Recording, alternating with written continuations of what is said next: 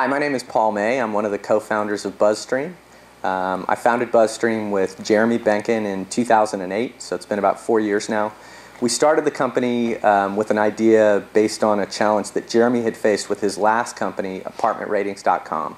So ApartmentRatings.com is basically Yelp for finding an apartment. So user reviews for apartment complexes.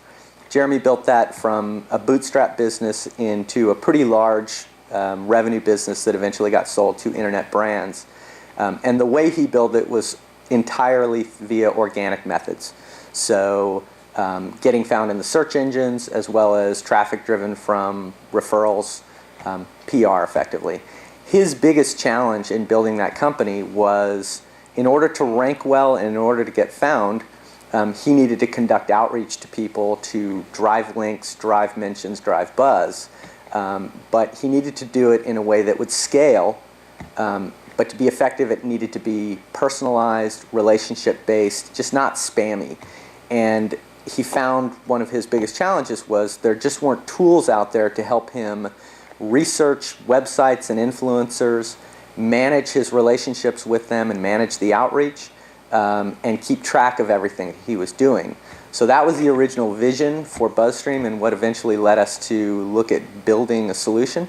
We then conducted research to figure out is there enough of a market out there to make this into something that can support a company as opposed to something that was just valuable for what he needed. And we saw a bigger trend out there, which was we felt like the world of search engine optimization, link building specifically in there, PR, and what was becoming social media marketing, we felt like those fields were going to merge, and the thing that was going to be the common element was a need for software to help them with relationship marketing. And that's really what led us to start BuzzStream. So here's how things moved forward. So we started the company, we finally pulled the trigger, we started building software. That was in April of 2008. We figured we'd have a product on the market in 8 to 10 months. We got to about 6 months, and we're looking at where we are with software, and it becomes pretty clear we're not going to be able to build all that we want, or that we'd hope to build in the time that we needed to. So frankly, we just bit off more than we could chew. So we looked at it and we said, okay, we need to narrow down on a specific niche within the market so we can get that product out and start selling, because we needed revenue. So we really focused on the link building piece of it, which was the SEOs.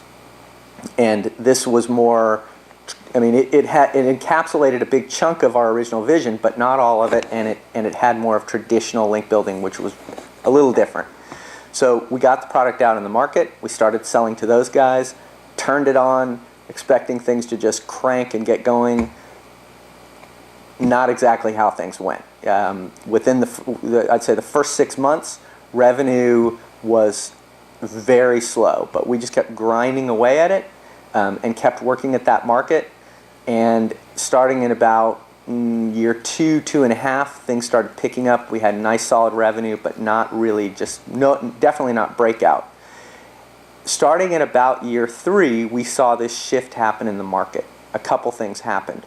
One, our product set started filling out. We were finally able to deliver on software that was much closer to our original vision of what problems we wanted to solve. The other thing that we saw happen was this vision of needing an integrated set of tools for relationship marketing. That's finally started coming to pass.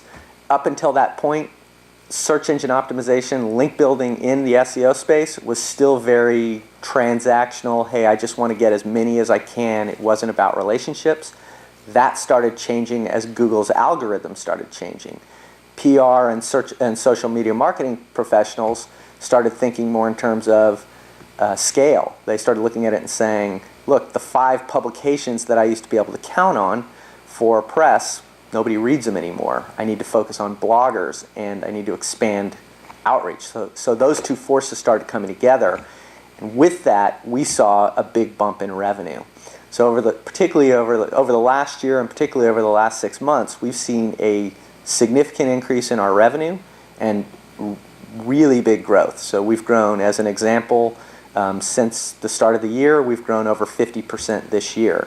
So we're at a position now where we think there's a big opportunity we need to light the marketing fuse. We haven't done anything there, and we think with a little muscle behind that, we see an opportunity to grow this in a pretty significant way.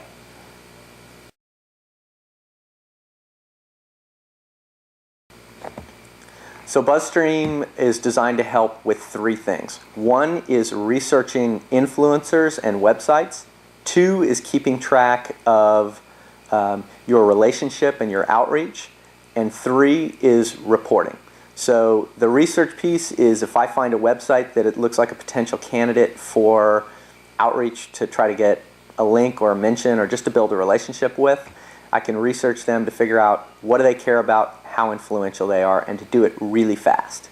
The second piece is tracking, and along with that is outreach. So as I conduct outreach, whether I tweet them, whether I email them, automatically add it to their contact record, and the process is the workflow, i.e. as I email them, as I tweet them, the stage for those contacts changes from not started to attempting to reach, as an example. So this is kind of traditional. Think of it as the version of sales CRM, but instead of trying to keep track and manage your sales funnel, you're managing your publicity funnel or your content promotion funnel.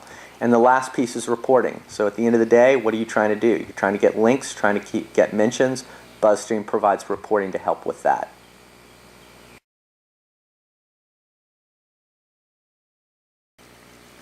So the company is microfinanced. Our primary investor is a gentleman named Avery Moore. So I've known Avery for years now, probably 15 years. And the reason why I wanted Avery as an investor in BuzzStream, he brought two things to the table. One is just from an experience perspective, he's seen it all. He's done, he was the founder of CompuCom, which he built from scratch to a $1 billion revenue company, all the way to he's done a ton of early stage startups in the Dallas area, everything from just companies that are totally bootstrapped up to companies that have raised now $100 million. So he's seen a lot. The other thing that made him great for us is that I've worked with him to know enough to know that Avery just values entrepreneurship, and he fits with our mentality, which is above anything else. We love solving problems for our customers. We want to know everything about our customers. We want to know what their lives are like. We want to know what they're trying to do, what they're trying to accomplish in their career, just generally what their problems are, and we love to solve problems, and that's a mentality that Avery has too, so he's just a really good fit for us.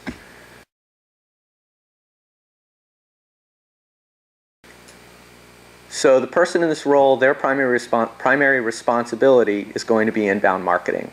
At the end of the day, they'll be measured on a couple of things. The primary thing is the top of the funnel. It's really going to be about demand generation, and the other piece is retention, and primarily early stage retention within the first 3 months. But the primary thing is demand generation. As far as the things that the person will be doing, I leave a lot of that up to them. I need somebody who can come to me and say, all right, these are your goals. These are the goals of the company. Here's how I think we ought to go about doing it. But I think the types of things that they may be doing are things like email marketing, content marketing, probably a pretty heavy focus on our blog, potentially some guest posting, things like that. But those are some of the functional areas that I'm looking for. So as important as the functional requirements are, finding a good fit there, it's just as important, or maybe more important, to find somebody who's a good cultural fit. We need somebody who has a startup mentality, in fact, like a bootstrapper mentality. It needs to be somebody who just gets a high-level goal of, hey, these are the things we're trying to accomplish, and then just gets it done, just figures out creative ways to make it happen, is totally comfortable digging in and doing some of the work themselves, doesn't need a lot of direction and hand-holding, just wants to be a part of a small team that's aggressive and passionate about what they're doing, and just gets to be a part of all parts of marketing and just gets to make things happen. That's as important as what the specifics are of what they're trying to do.